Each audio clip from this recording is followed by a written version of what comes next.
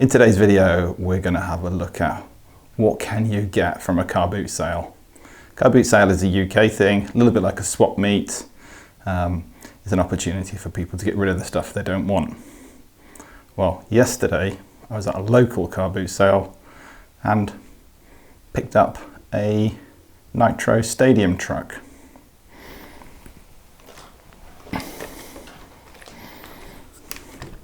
This one here.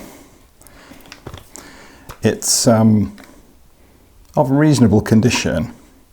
So in today's video, what I want to have a look at is whether we can get the engine up and running. Okay, so we've managed to get some fuel through into the carb.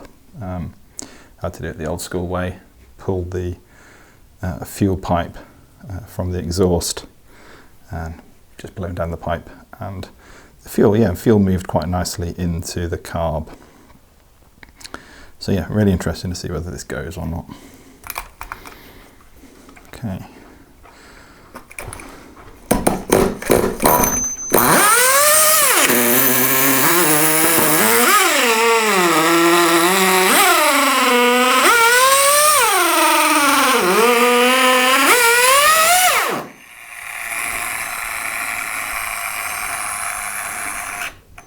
That's a yes.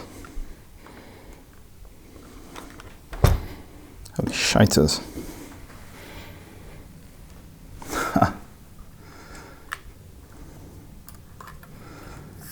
That'll be why. A little bit of a follow-up from the engine runaway. If you're watching this video, then this clip was recorded a couple of days after I had the incident with the carb. So what happened is the carb was knocked open by me using the pull start, which caused a little bit of an engine runaway.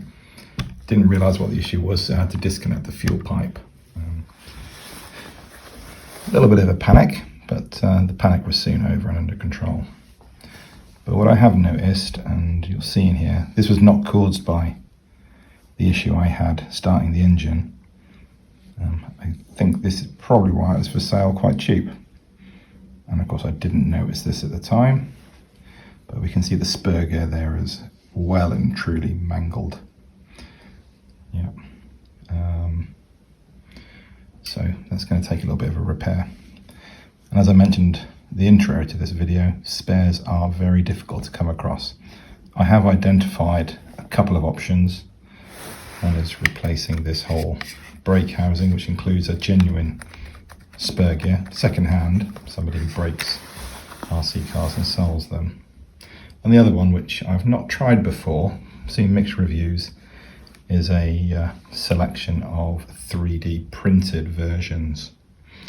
So I think I might go for the 3D printed version, just because it's something I've not purchased before. So it'd be really interested to provide some feedback on how good or bad 3D printed component parts are, especially in that real high stress area on that spur gear. I'm just a little bit concerned that they won't be able to get the required hardness on that component part. So I think that pretty much wraps up the introduction to this video. And as I said, the engine starts and runs really well. Just got to remember to avoid the carb when using the pull start.